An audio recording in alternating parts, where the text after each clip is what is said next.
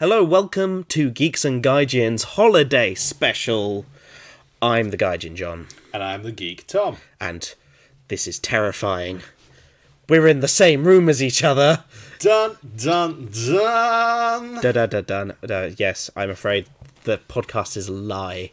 I'm back in the UK. Only for Christmas. I'm going back over there in literally about 4 days. So please forgive me. Please forgive me. No, but so the main reason that I came back, rather than just spend time with my family and that kind of rubbish, is to feed Tom random Japanese things. Which I am all for. Because, as you regular listeners will know, our main and most popular segment amongst me is Snack Break, in which I try different Japanese snacks and review them for you. But here, we are going to do instead, I'm going to feed Tom things. That's 33 hours of flights and buses later was all for this. I hope you're happy.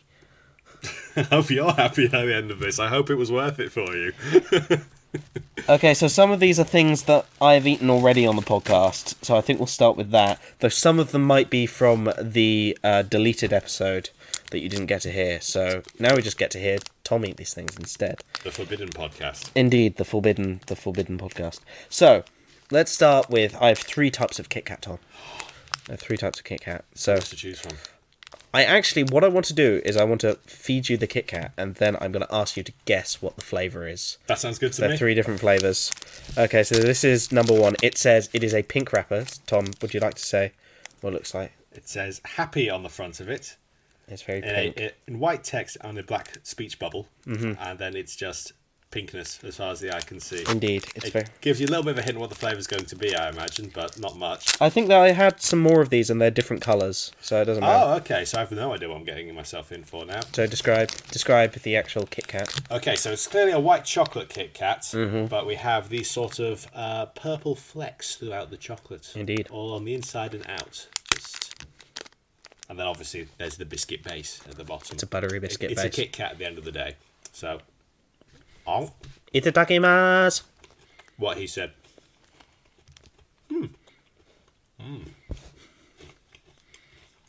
Well, it is tasty. There's that's another for sure. bit if you need. Thank you very much. So let's see. It's definitely got a fruity taste to it. Mm-hmm. That's for sure. So clearly it would be some kind of fruit. I'm saying nothing. Using my detective skills to their utmost. What detective skills we have? He's like Detective Conan, ladies and gentlemen. Apart from the fact he's a full-grown man. Some would say otherwise, but who knows? So, Can I go on a wild guess here? Pomegranate. No, it's a good guess. It's a very wrong guess, though. Because this is party ice cream flavoured Kit Kat.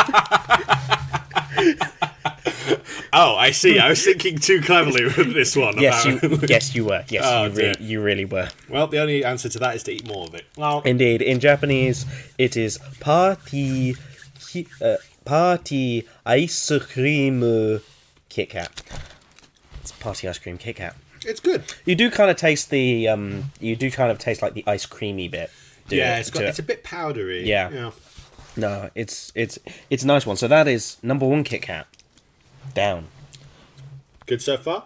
Okay, so shall we do all the Kit Kats at once? I think Might as well. So we have you can't read Japanese, so No, there's absolutely no hope for me. Okay, so this one has 2 different colours. It's got a sort of strange abstract shape in red, and the majority of the packaging is some form of cream colour, although there's a sort of purpley white on the back of it.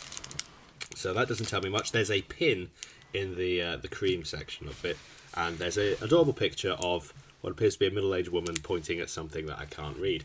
So I don't think it's pin flavoured. I'll just give you a hint. I'm hoping it's not pin flavour, but we can only go for it. We have the classic Have a Break, Have a Kit Kat line. Indeed. Other chocolate confectionaries are available. But if you've listened to the podcast before, you know that Kit Kat sounds like the Japanese phrase kitsukatsu, which means you will succeed. So that's why these are little tiny Kit Kats that are like very, very common. Well, I hope I will succeed at guessing what type of Kit Kat this is. Yay!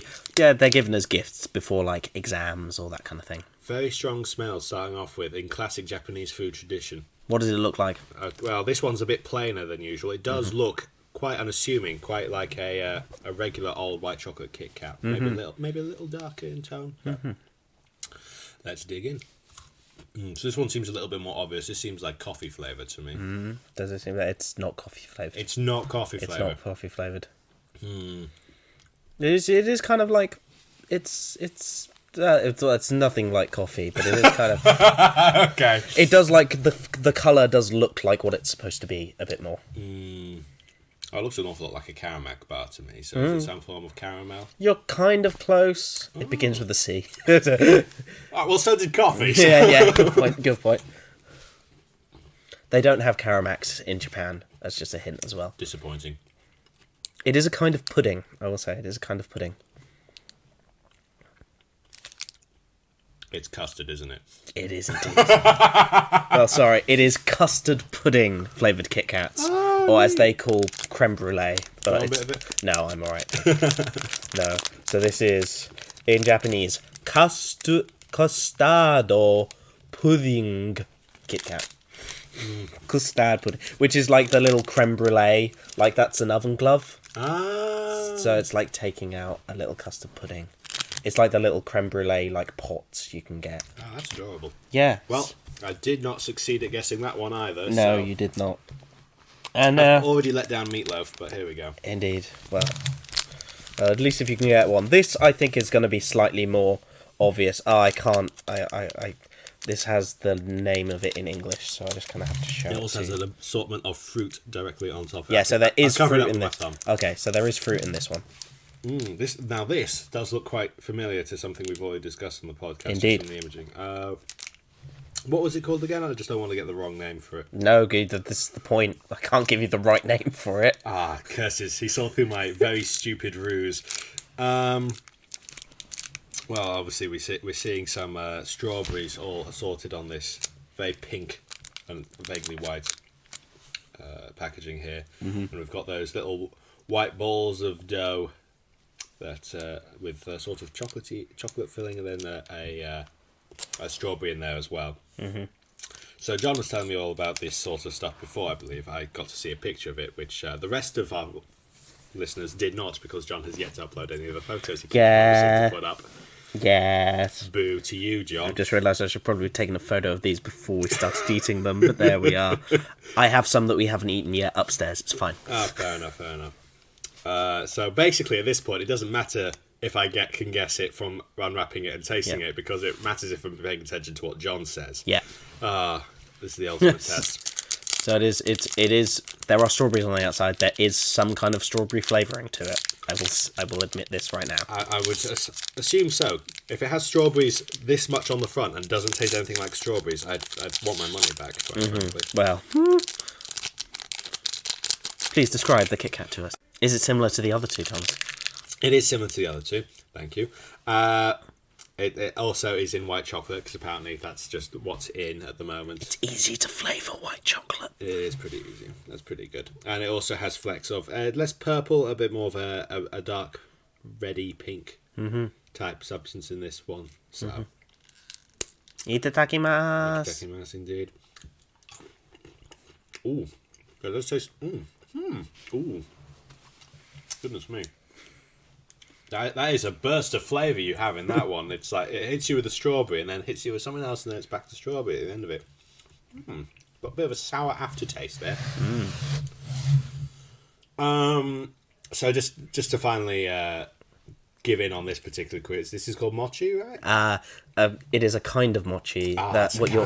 What you're eating is Ichigo Daifuku flavoured Kit Kat. Daifuku, that was it. Daifuku, which is a kind of mochi, so sweet rice ball, filled usually with a kind of fruit, and also anko, the sweet red bean paste, which is the other sweet flavour you're tasting there. That was it. Ooh. That's not a sort of chocolate thing then. That's anko. That's anko. Good. Yeah. It does look an awful lot like chocolate on this, but I guess it's sort of a vaguely red, actually. Yeah, it's red bean paste. It's sweetened red bean paste. Fair enough. Okay. Yeah. Good. But no, so That's delightful. those are 3 Kit Kats down, and we have 3 Kit Kats, and now we have... Over to you. So these are hexagonal little buns, I believe? They're like little puff pastry. Which are usually my favourites. Have a go. Do you want one of them? There's 2 in this packet. Yeah, go on then. So you grab one. Thank you. Bet the listeners are loving listening to this. This is definitely the best. The reason why people come to podcasts is to listen to people eat. Mm-hmm. We're breaking into new territory here. I do have to get the taste of the daifuku out of my mouth first. Yeah, I should probably have got something to do that with. But, who cares? Right, cheers. Kanpai. Oh. Ooh. Ah. It's very crisp. Mm-hmm. It's a very dry pastry.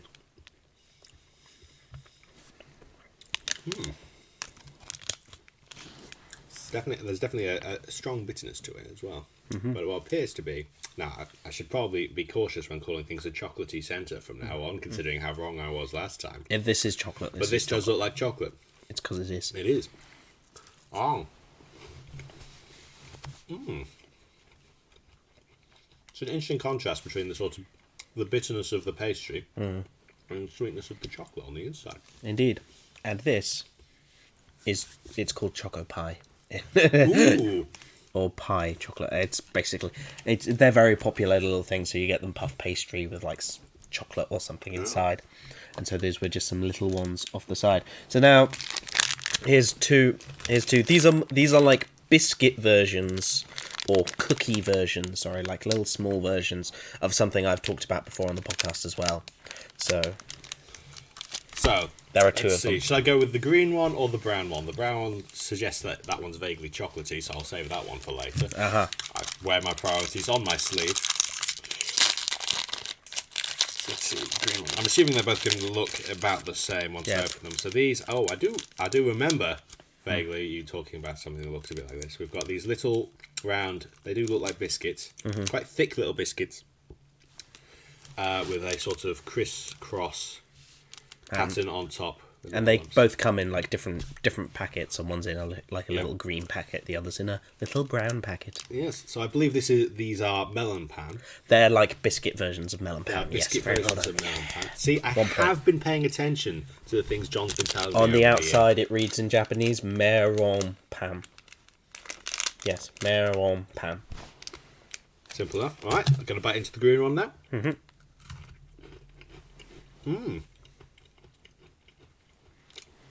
Very sweet. Well, it's a little sweet. It's got a sort of...